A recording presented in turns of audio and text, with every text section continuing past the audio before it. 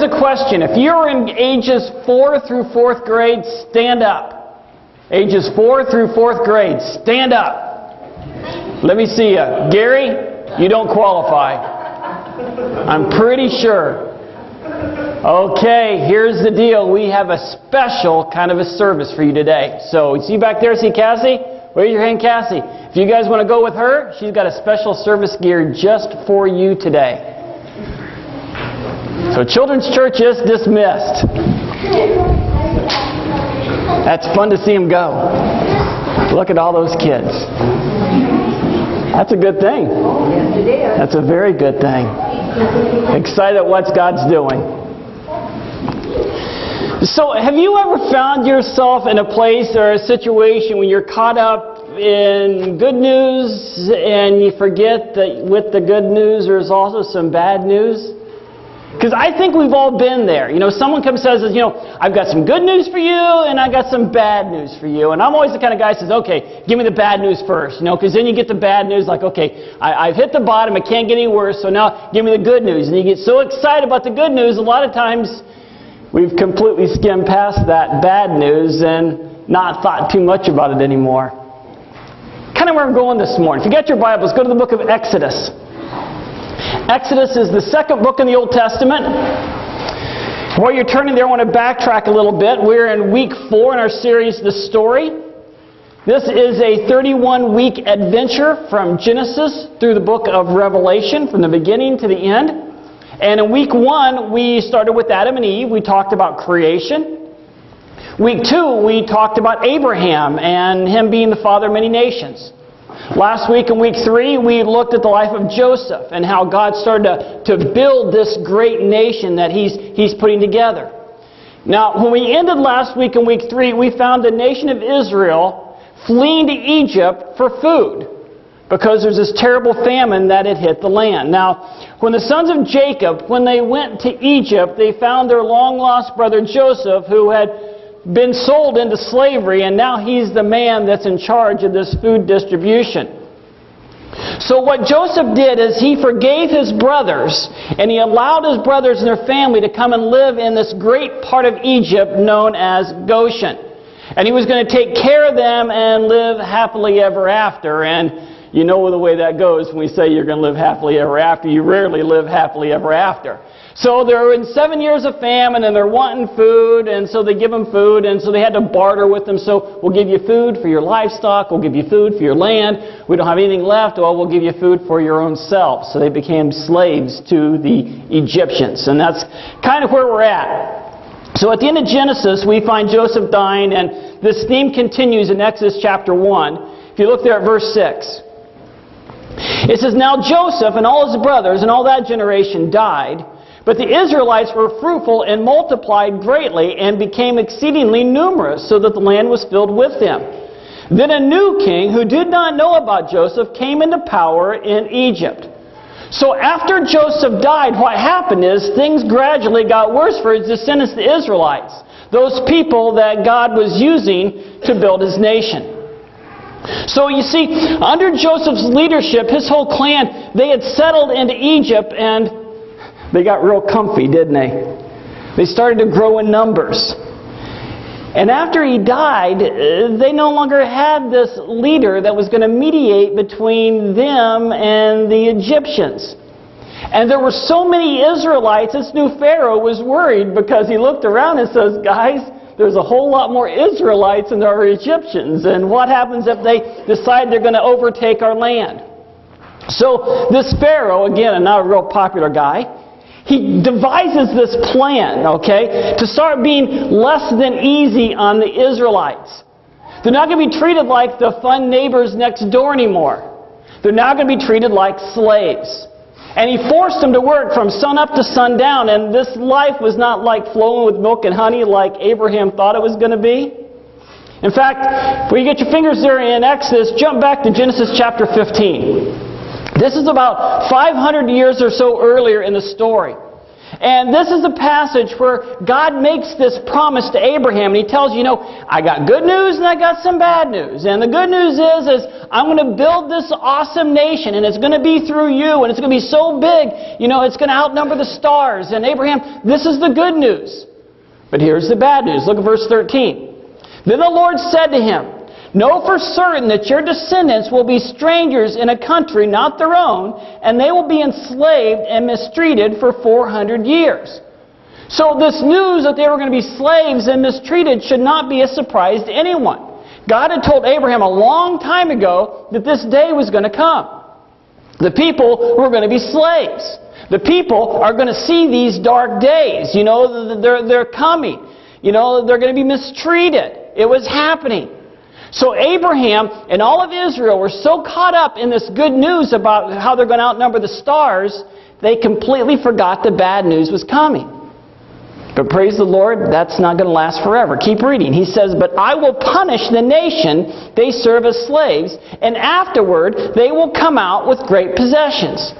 So what's happening is Israel, they're going to suffer, but it's going to come to an end. And God's going to send a hero to deliver them from this land and from the terrible Pharaoh that they're serving here.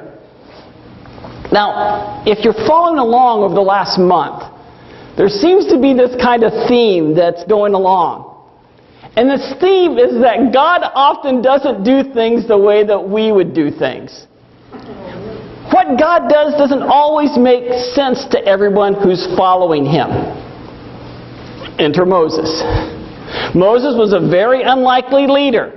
In fact, he was one of those guys that had one excuse after another why this job couldn't get done. And again, I don't know about you, but I hear excuses all the time, and especially I hear excuses on the fishing. How come you're such a good fisherman, Jeff, and I'm not? Well, Todd, I'm sorry. That's just the way it is. It's kind of like this picture, me and Todd going fishing. Show this next picture here.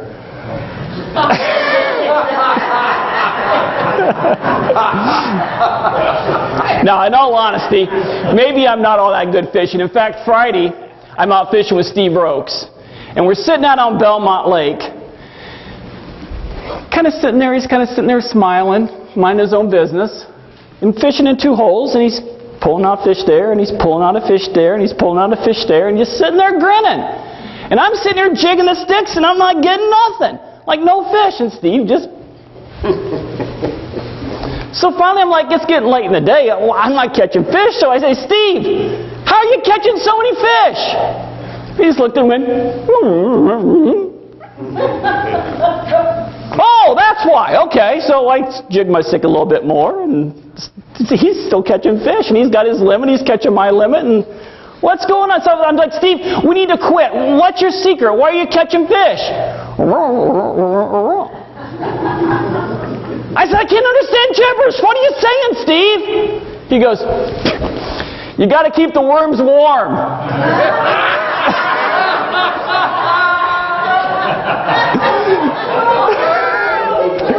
Okay, maybe it didn't happen like that. But there's always an excuse, isn't there? There's always an excuse.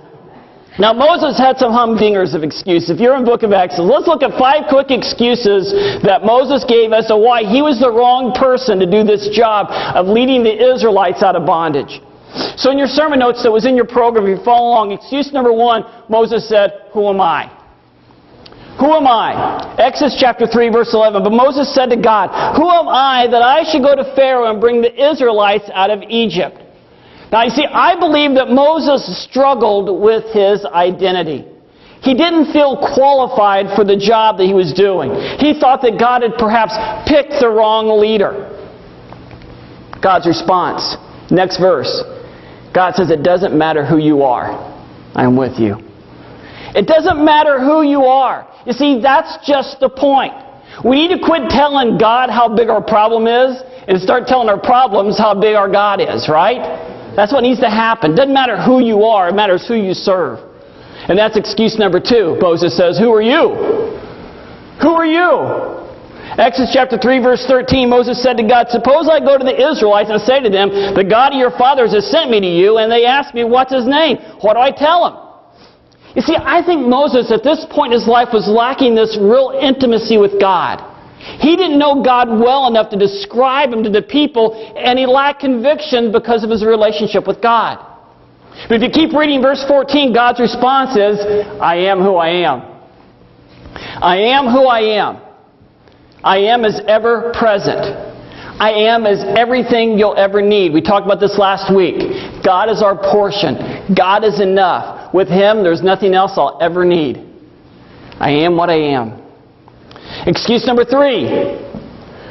What if they don't listen? What if they don't listen? Skip down to chapter 4, verse 1. Moses answered, what if they don't believe me or listen to me and say, the Lord did not appear to you? You see, I read this and I think that Moses was probably a little bit intimidated. Wouldn't you say so? He worried that people weren't going to listen to him.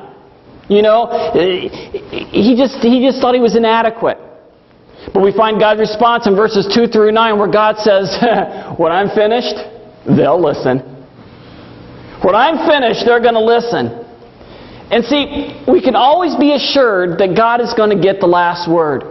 Because life is going to continue to throw us curveballs while we're on this earth. But one day, God is going to settle the score. One day, God's going to get the last word. When He's finished, they'll listen. Excuse number 4. Moses says, I've never been a good speaker. I've never been a good speaker. Verse 10. Moses said to the Lord, O Lord, I've never been eloquent, neither in the past nor since you've spoken to your servant. I am slow of speech and tongue. Moses says, you know, God, maybe you haven't noticed this yet, but I got some shortcomings. I got some inadequacies. Who's going to listen to a guy that can't even speak right? Who's going to follow this kind of guy? But I love God's response. Verses 11 and 12. God says this. Guess who made your mouth? Guess who made your mouth? God, I'm too tall. God, I'm too short. God, I'm too thin. God, I'm too fat. God, I'm too young. God, I'm too old. God says, don't you think I was there when you were created? Don't think I really know what's going on with you? Do you think a little thing like that's going to stop me from working through you? Guess who made your mouth? And then excuse number 5. I know you can find somebody else. Yeah, God, I know you can find someone else. Look at verse 13. But Moses said, O Lord, please send someone else to do it. You see, Moses just felt small. He looked around and he thought, wow, there are so many more people who are more qualified to do this job.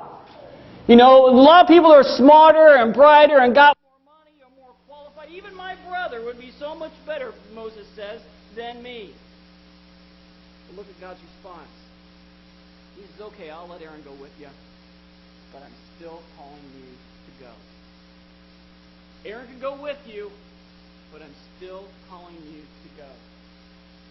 I looked all over the internet to find out who said this quote, and I love it. This is the truth. God does not call the qualified, He qualifies the called. God does not call the qualified, He qualifies the called. And again, you may think what you're doing, you're not up to the task, and God says, I'm just looking for you to say yes. I'm just looking for you to say yes.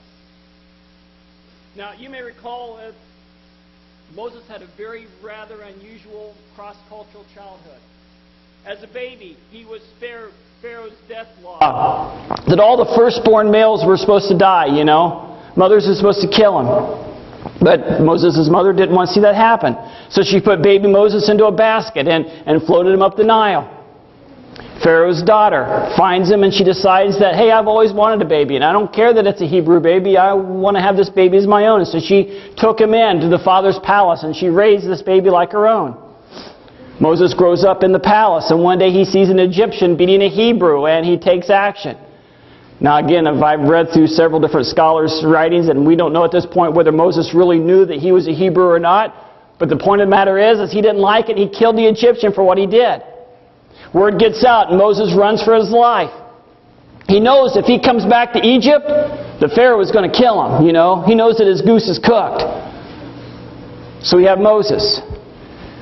And the hero of the story is Moses, and we know our hero stutters. We know that our hero has no leadership skills. We know